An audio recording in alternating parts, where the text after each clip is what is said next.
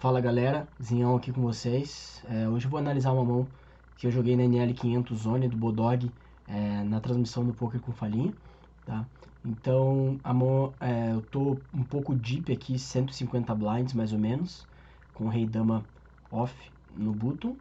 A ação chega até mim, a gente tá jogando four-handed só, porque às vezes o pool, quando tem menos gente, forma mais short-handed, que a gente chama, então a gente tá só em 4. Essa mão é um open bem tranquilo daqui, tá? Bem normal. Eu abro do button 2.2, mais ou menos. E o vilão no Big Blind é um vilão que tá com o stack quebrado, tá? Ele está com o stack quebrado e ele dá o call e ele tá com mais ou menos ali 50 e poucos blinds, tá?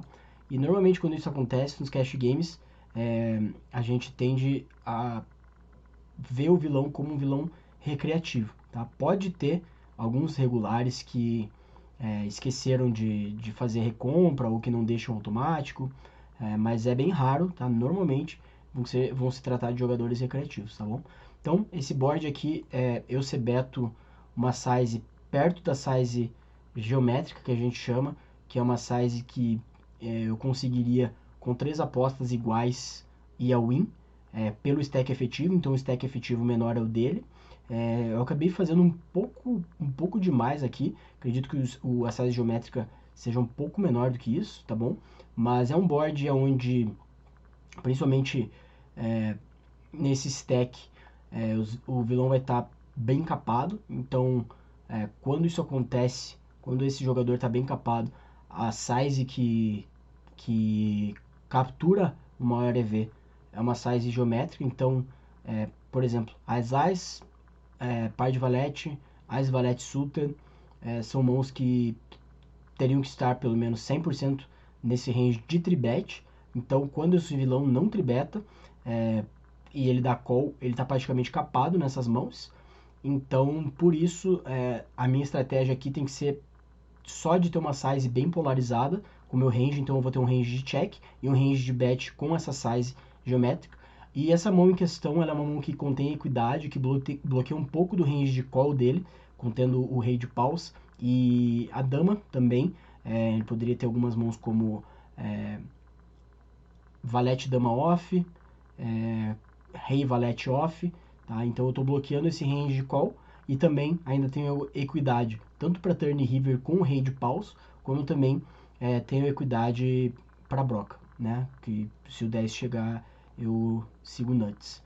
Ele dá call, tá? E aí o turn é um turn que me dá um pouco mais de equidade, então contra a valete X eu já tô ganhando, dos as X eu tô perdendo, e eu tenho uma equidade ainda pro river, que o river pode tanto me dar um straight, como pode me dar 2 pares, como pode me dar uma trinca, e também eu tenho ainda a saída pro flush, tá? Então, continuando com a estratégia polarizada que esse turn poderia ter, não faz sentido eu apostar aqui, uma vez que meu oponente deu check, não faz sentido eu apostar aqui, principalmente porque eu não extraio valor de nada, eu posso me auto-value betar contra o Ice, e eu tenho muitas, posso realizar minha equidade com uma free card e atingir melhorar minha mão, né? E aí sim betar, apostar no river. Então por esse motivo eu dou check. E aí o river é excelente para minha mão, onde eu chego no flush semi-nuts, né? Chego no flush semi-nuts e o vilão dá check. E aqui tem uma aposta por valor bem tranquilo, né? Eu faço uma aposta bem alta, tá? E aí o vilão me dá raise. E ele dá um raise que não é all-in ainda, um raise que é um pouco mais de quase 3x, né? Um pouco menos de 3x. E aqui eu tenho uma situação que eu preciso entender a força relativa da minha mão, tá?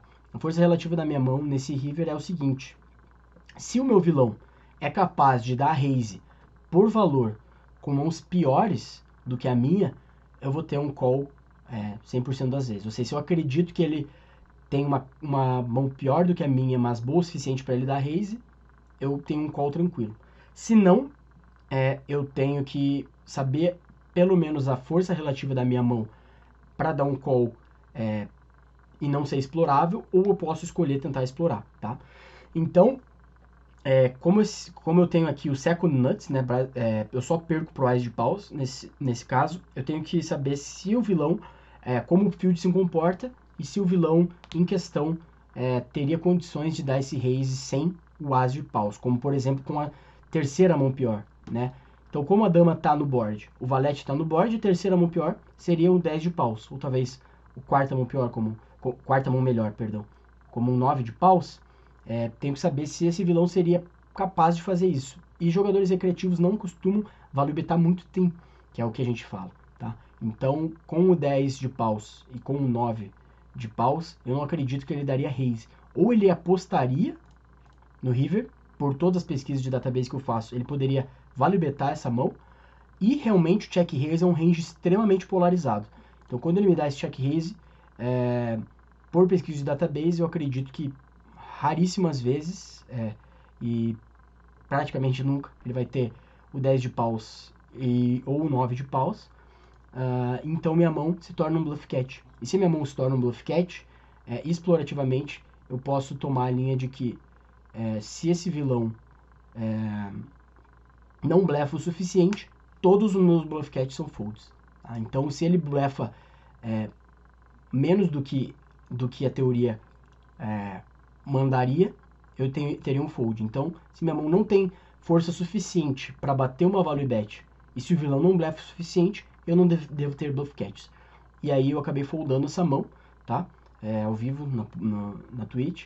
E uma coisa muito legal do Bodog é que depois de 24 horas você pode baixar a mão e saber o que o vilão tinha, né? Então você, como o pool é anônimo, você pode baixar as mãos depois de 24 horas e todas as cartas são reveladas, tá? Então você pode matar a tua curiosidade, e eu posso ver aqui que o vilão realmente tinha o As de paus e meu fold, pelo menos dessa vez, foi bom. Beleza, galera? Obrigado pela atenção.